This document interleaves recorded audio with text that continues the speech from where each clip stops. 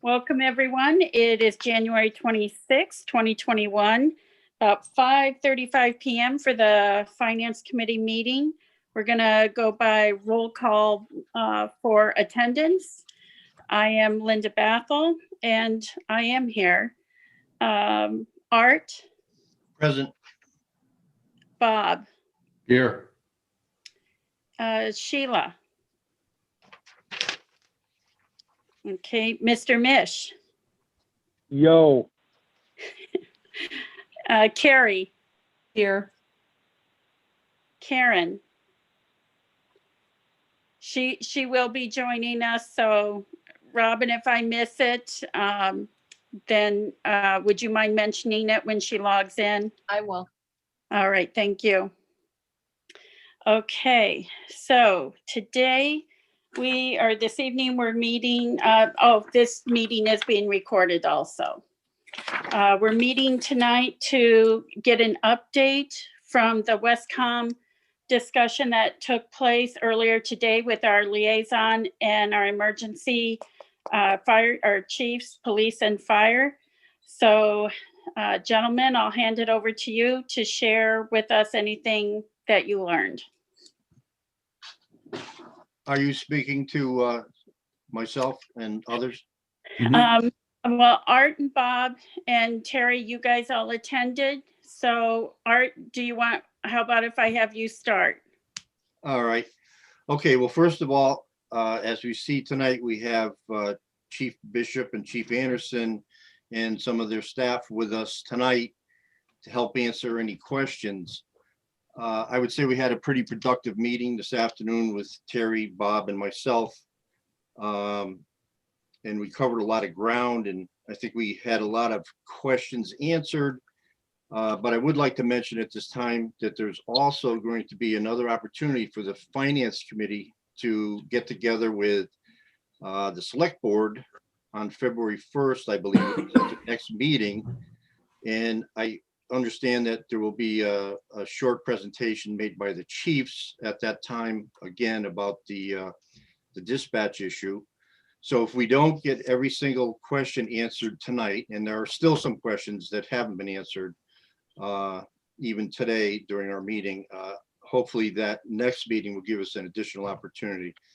But from this point, I want to just turn it over to Bob, and he can discuss some of the things we talked about today. There's several things that are driving this financially to review this. We've been talking about regionalization kind of off and on for about 7 or 8 years now. And we are looking at probably a $1.5 to $1.8 million upgrade of both equipment and facilities. So we're faced with that we would have to make that investment ourselves to bring our equipment up. Because technology is ever changing, it is incumbent upon us to have to spend that money at present, because we maintain our own facilities. It's incumbent upon us to spend the money for that. We've gone to EMD, which is Emergency Medical Dispatch. So the dispatchers actually help the individuals in the field or the person who's calling in with medical assistance. And obviously, while they're doing that, they're unable to take other calls. EMD was specifically designed, we learned today, for a 2-person operation and dispatch, which we don't have. So that would probably increase our personnel costs by about 60% for us to bring ourselves up into compliance. So those are 2 big drivers of costs that with which we're faced in town to look at. So one's going to be a fixed cost of equipment, and one is going to be an ongoing cost of salary and benefits for personnel. Terry, did you want to add anything to that?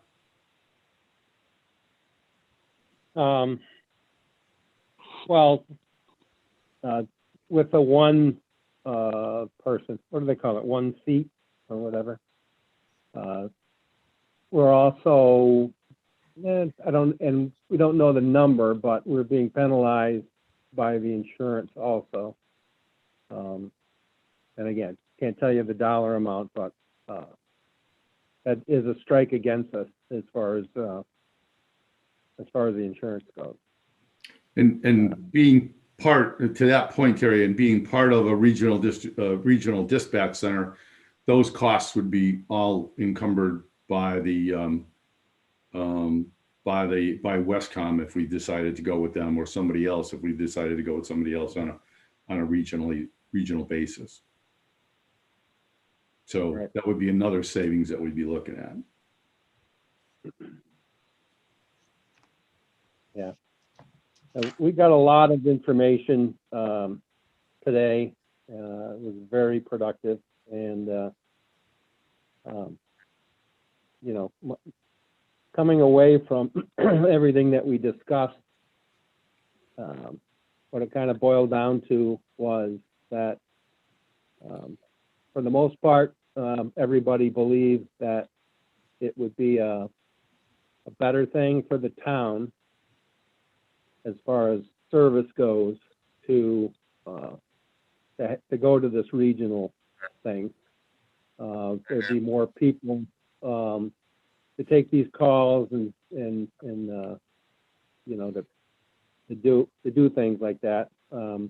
There's going to be some hiccups in the beginning with radio, radio chatter from another town for a bit, and people get used to that. And what these gentlemen passed on was that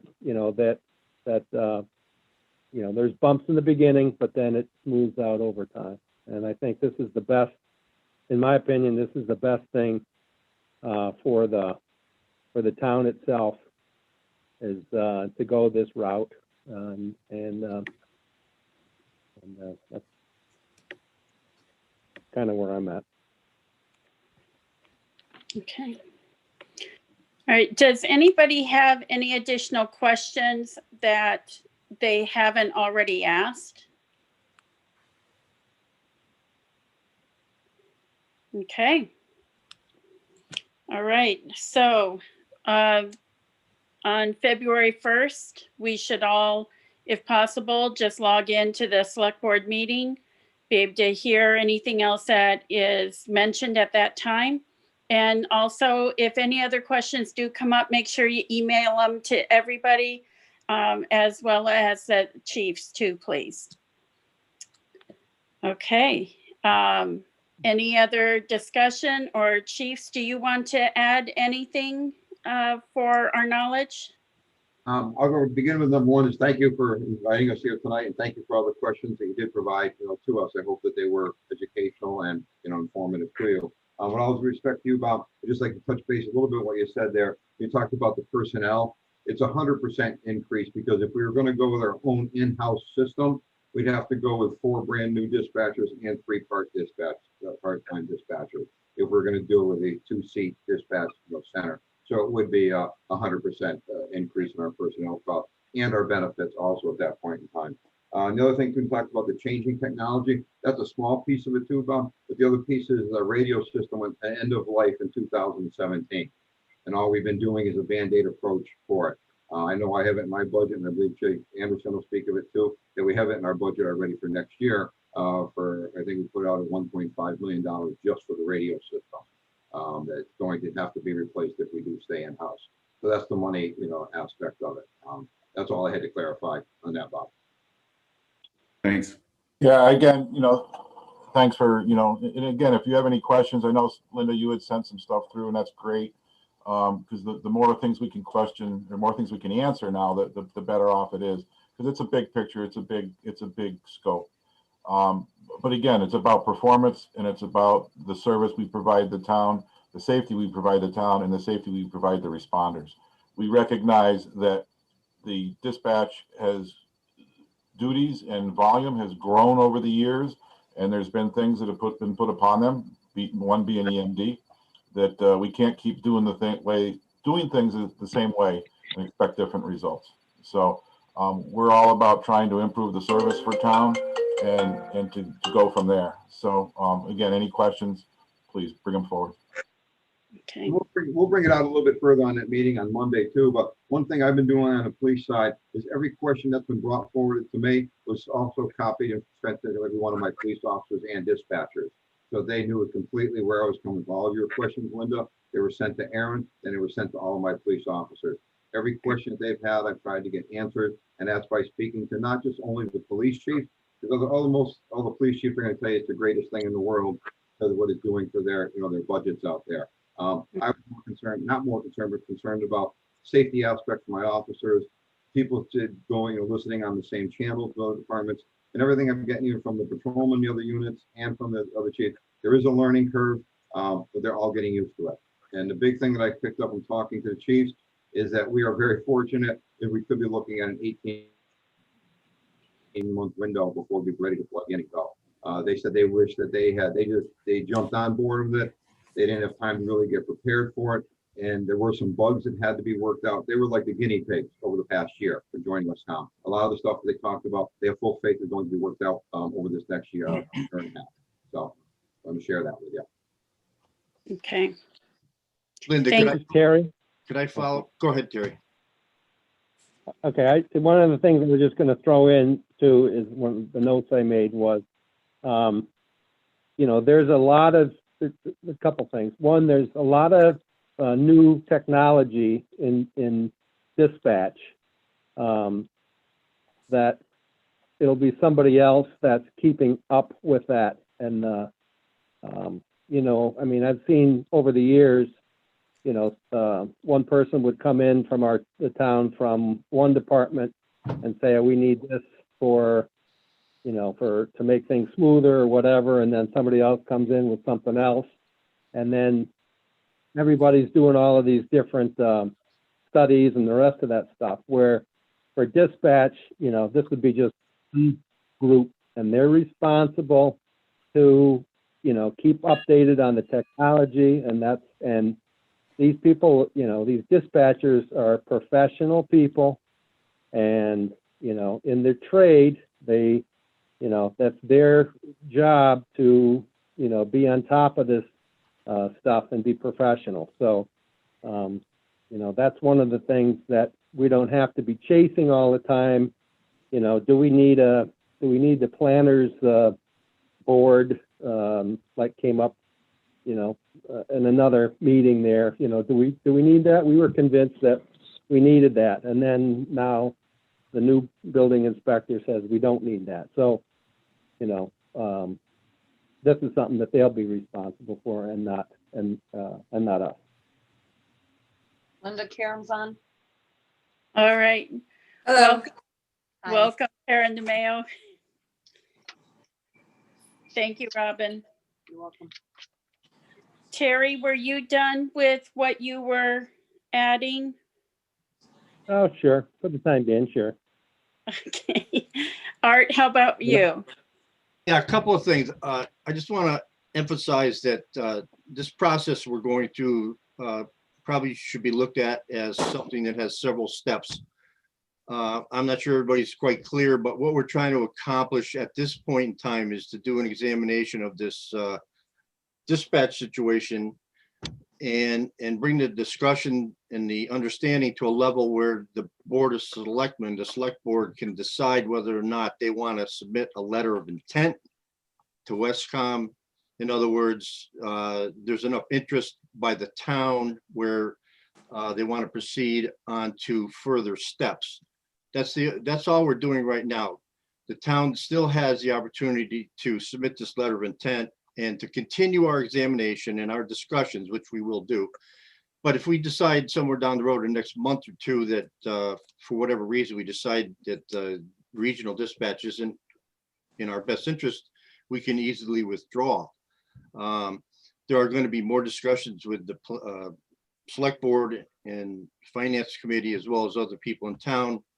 I want to stress that both departments, that both chiefs have emphasized in our discussions that their first consideration is excellent service to the community. The Finance Committee obviously looks at financial interests, but service to the community seems to be the obvious first consideration that we're all looking at here. And I think the three of us today that had this joint meeting came to that same conclusion. Obviously, providing the best level of service is a very comprehensive process and entails a lot of different things that we have to look at. But that's the goal, and I think that there's a strong consensus at this point that the service component is primary. The financial component is also important, and I think that we're developing a level of understanding that there will be some advantages to the town financially, although they're not yet clear. And we're also looking at additional information and questions that'll more clearly spell that out.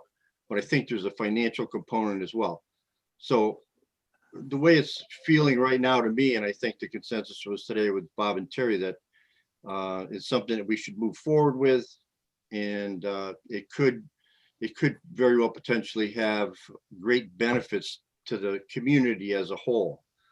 Doesn't mean that there won't be a few bumps along the way or some things to adjust to or some changes, but that shouldn't hold us back if we really believe that in the end, we all benefit from that. So that's it. Thank you. Art, can I ask a quick question? What is the letter of intent? Does the letter of intent commit the town to anything in the long haul? You said you can withdraw. Is there a penalty for withdrawing? Well, Or is it truly just a, sort of a nod to say we're really interested in moving forward? Chief Bishop, you want to address that? yeah, Carrie, first, we're going to do a letter of interest, and we're going to get that off to them fairly quickly because they have to put forth a grant request to the state.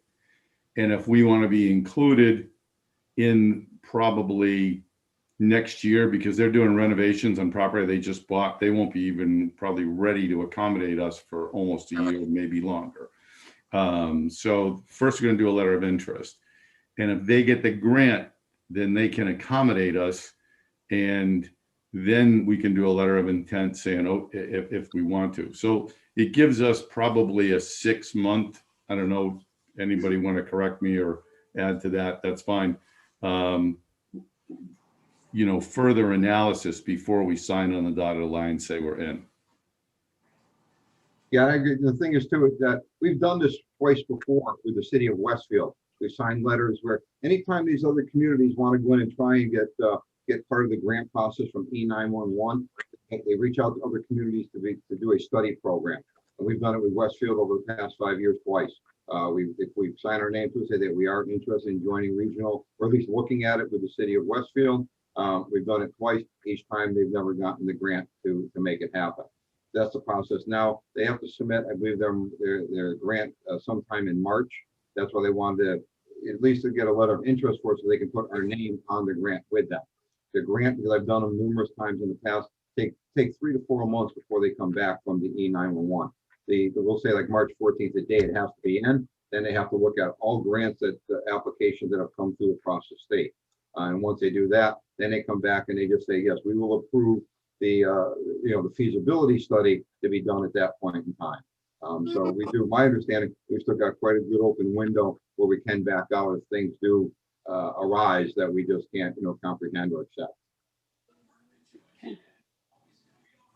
So if that grant isn't approved, the one that they submit in March, does that stop this project sort of in its tracks? And then we have to think about budgeting for our own improvements, or is there a different pathway to move forward with this? Yeah, I'm not the money guy as far as where it's going to fall into place. Russ? Yeah, my understanding is that would be accurate. If this doesn't get approved, then we're back to square one of trying to fix the service that we're trying to provide. I will say though that they have this down. I did talk to the director and kind of trying to feel out why twice we submitted for Westfield and didn't get the grant. And basically he said they have typically $10 million more in requests than they have money to provide services. So when a agency comes in and says that we have 4 towns that want to join us, those agencies would get priority over an agency that might only have one town that wants to join us. So they're going to spend their money where they can consolidate their resources, consolidate their equipment before they're going to, give it to somebody that's just one or two towns joining. So that's why we didn't get the grants in the past, because we were just a two-town agency.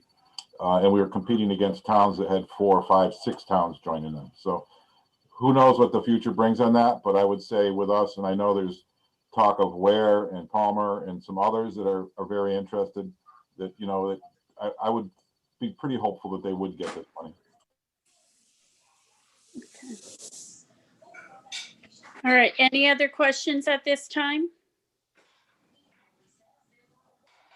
Okay, hearing none, we will move forward with our next order of business. And Thank you very Chief, much. thank you again very much Thanks, for Chief. everything. Thanks, Russ. Thanks, Rich. Take care. Thank you. Good job, chief. That's all. Okay. One thing on new business that I talked to a couple people on, but negated to put it on the schedule is about Capcom. Right now, the Capcom and the budget hearing dates are in discussion and should probably be set pretty soon.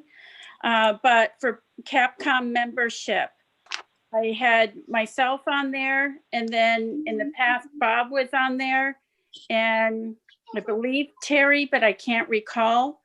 Yeah, But who all would want to still be on Capcom and involved in that? This Well, is I'm Terry, and I would continue. This is Terry. Okay.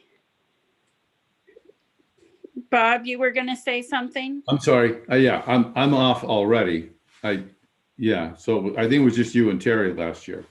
Okay, sorry. Okay. All right.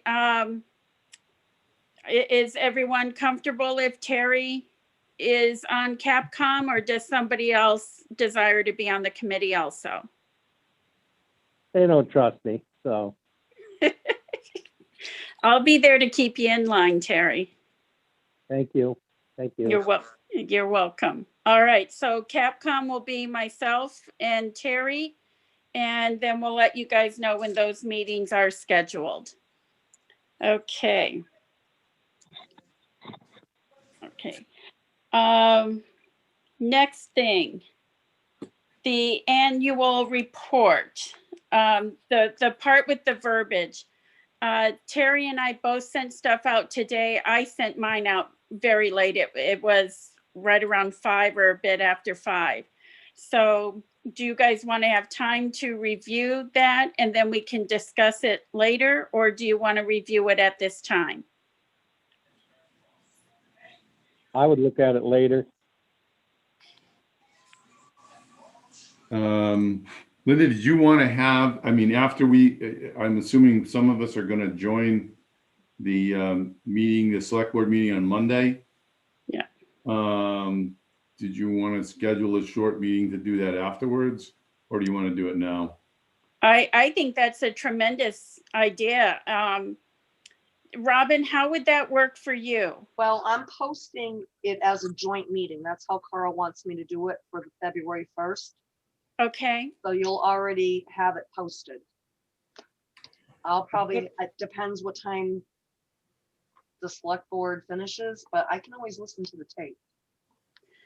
Okay, so if we do that right after the select board meeting, then we'd have to log out of that meeting and log into the finance one to be able to discuss it without disrupting the select board. Yeah, I probably would have to do it maybe as a second posting. Okay, What was that, Robin? I probably would have to do it as 2 postings, You're right. one for your joint and then one for a separate for the FinCom. Because you're gonna have to log on separately, otherwise you're gonna still be logged on to ours. yeah. Does that sound good to people, or let me ask it this way? Does anybody not want to meet on February 1st after we meet with the select board? Okay, I'm fine. Here. I'm fine with that. And maybe this is, I'm wrong or something, but I thought did we have a meeting for the Tuesday, February 2nd? I don't have that. I had it written down. I think we were originally going to do it that day and then we moved it to today so we could meet before the select board met on the 1st. Terry, Okay. Terry, that's Groundhog Day. oh, we can't do that. Robin, are you doing the select board meeting on Monday? Yes, I'm doing all of the meetings for the select board as of right now. So they've moved back to Mondays.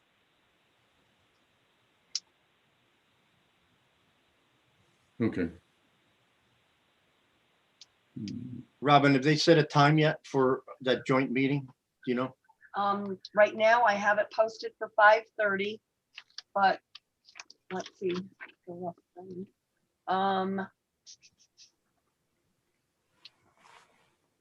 see.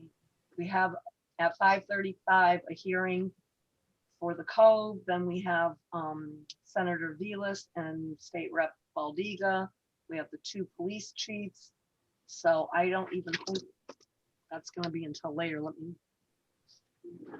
Yeah, I think it's going to be later. Your appointment probably. Well, we're going to be meeting with the chiefs too? Well, the 2 chief appointments right now are for their budget highlights Gotcha. at 6 and 6:10. And then, oh, I'm sorry, Okay. I take that back. 6:20, Carl has down FinCom and police and fire chief to discuss regional dispatch, Westcom. So that would be at 6:20. And the fire, what time was the fire's budget? All right, so he's just going over his budget highlights and that's at 6:10. 6:10, okay. I mean, I just got his budget for fire and I might as well lift him in. Yeah, and then they're gonna go into executive at 6:50. Good. so if we scheduled our follow-up meeting to be at 6:50, would that work for you, Robin? And Yeah, then, I can't do executive, so yes. okay, so is everybody amendable to the 6:50? Sure, that works. I All right, sleep in. all right. I'd just like to point out, Linda, that every once in a while, the select board runs a little late, Mm-hmm. Mhm. like the last meeting. And, Yeah. There, But Laura can be the co-host too. I don't mean to interrupt you. I'm sorry. She can be the co-host, so she can let you in. Right, but if you're still at the other meeting, Right, Right, but then I can leave. all right. no, I just meant we may still be in your discussion. presentation, anything after the Yeah, point meeting. Yeah, I'd be cutting it close. It's that chairman of the select board, you know, he runs those meetings forever. Yeah. Dude, I ran Monday's meeting like a planning board meeting. That thing was brutal. And, Got it. and next Monday's not shaping up to be much better because I think we have what, senator, representative, budgets, and then regional dispatch. So Yeah. yeah, I'm not making any plans for Monday night. so just to be safe, I like the idea of us being able to go back to back, but just to be safe and so that we don't miss out on anything regarding Westcom, should we just go with even the following night, the 2nd? And then we don't have to worry about any conflict? That would be fine with me. Fine with me. Okay. It shouldn't take long anyway. It should not. So how about if we have, our next meeting will be February 2nd at 5:30. And then. And I'm what time sorry, we have to attend on Monday, the 1st? Correct. What time? The appointment is at 6:20. But if you want to log in earlier to the meeting, you can listen to the other things on the select board agenda. but we're scheduled for 6:20 for Westcom discussion. And again, there's supposed to be a short presentation by the chiefs. Mhm. Okay, so that's what we will do. And we'll get our paragraph for the annual town meeting booklet finalized on February 2nd. And, all right, anything else under old business? Okay, we'll move on to the reserve fund transfer. It is $25,000 for the DPW for recycling fees. So it seems like everybody made good use of their COVID time being home, and we're sorting through things in their homes and making deposits at the transfer station. So do we have any questions or any further discussion pertaining to the $25,000 transfer? I had a question. Do we typically do a transfer this early, not knowing what's going to happen for the rest of the year based on sort of an estimate moving forward? Or would we normally wait closer to the end of the year when we, if people do go back to work and stop cleaning out their closets? I'm wondering if the trash consumption or the use of the transfer station is going to go down in any way. They're not predicting that, according to Randy from last night. Do we preemptively fund these though? Is that a practice that we've done before? I mean, not really, but we've already had 2 reserve fund transfers, one for road machinery and one for storm cleanup. Well, and we've already expended or encumbered. We've already expended 131,000, and we've got 151,000 left in the account, which is the 22,000. We're only halfway through the budget year, so 25,000 probably isn't too crazy for the for a transfer at this time, especially if, I don't think we've ever seen this. We see roads, winter roads, but we never see this kind of transfer. And I would think certainly it's to COVID. It speaks to COVID. So I think it's a good point that you bring up, Carrie. And I just, knowing Randy Brown, he doesn't just come in and ask for anything.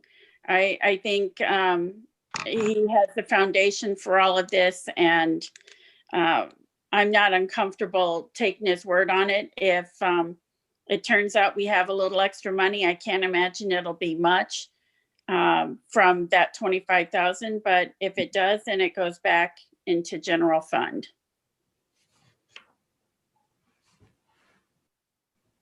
Okay. All right, any other comments or discussion? I think I'm reading that wrong. I apologize. The original budget was 305. Oh, the 151,000 is encumbered.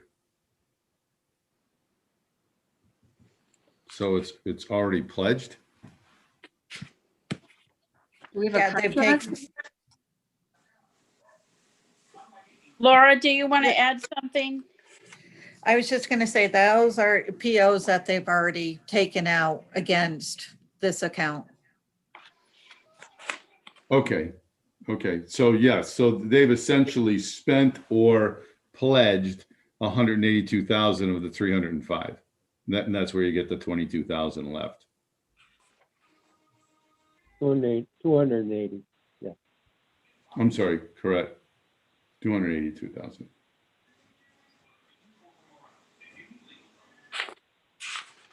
Okay. Sorry, I didn't look at that part in the budget there. Okay. All right, so.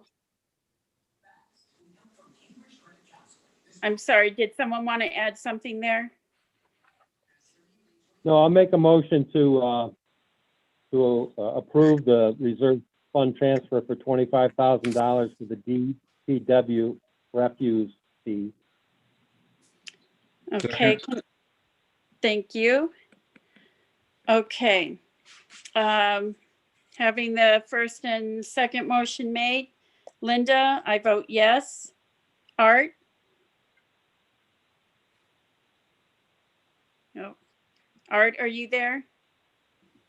Weird. I don't see him. I think he, He must have Did hit we a button. be gone? Maybe he lost his connection. Yep. All right, we'll try again at the end. Bob, Yes, Terry, Mr. Mish, Yes, Carrie, Yes. Karen, Yes. and Art? I No, don't see him we- trying to get in. we lost him. Okay, Hang on, no, hang on. I just got him back. okay. We lost you. Who made the second? I got Terry as making. I made the second, Raman, I think. Thank you. Yeah. All right, Art, we were just voting on the approval of the $25,000 DPW refuse transfer. How do you vote? Art, yes. Okay, that is unanimous, so that will move forward. Linda, how do Okay. you want to work that? Do you want to come in and sign it, or do you want me to sign your name and initial it? You can go ahead and sign and initial, that way we don't hold anything up. Thank you. Thank you. Okay. I see nothing else on the agenda for right now, so we will get the notice about February 1st and then February 2nd. And can't wait to join you guys again. you want to talk at all about the work that Laura did on that, Oh, on the budget stuff there? absolutely.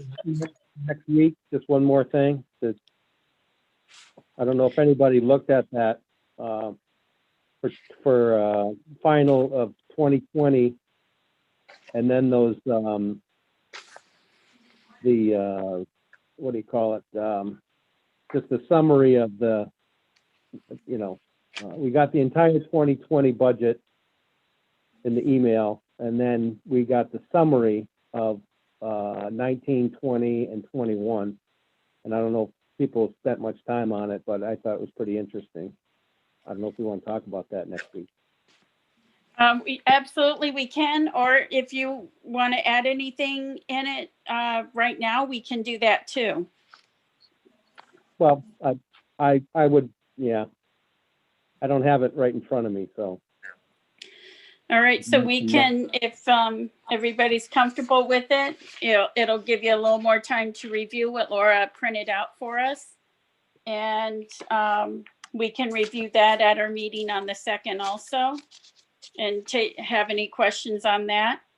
And Laura, just out of curiosity, how are the budgets coming in? we've gotten about half of them at this point. Really? So there are a few departments where there's extenuating circumstances on why they have not been turned in. But the majority of them are turned in, and some of them, of the, I think it's about half. So part of those are keeping in mind that the principal and interest, are part of that count, health insurance. So those kinds of, but those programs are also in the uncollected or not turned in part. So, but majority of all the programs have turned in. You're supposed to have Michelle's on Friday. Yeah. Okay. Well, that is really good. I hope they keep coming in, and I hope whatever obstacles are there move out of everybody's way, just for everybody's sake. None of us need more obstacles. No. Obstacles and icicles, but not obstacles. Okay, anything else? I'll make a motion. Terry will make a motion to adjourn. Can I get a second? Second, Okay, all right. And Linda, yes. Art, Art, yes. Bob, yes. Mr. Mish, Yes. Carrie, Yes. and Karen. Yes. All right.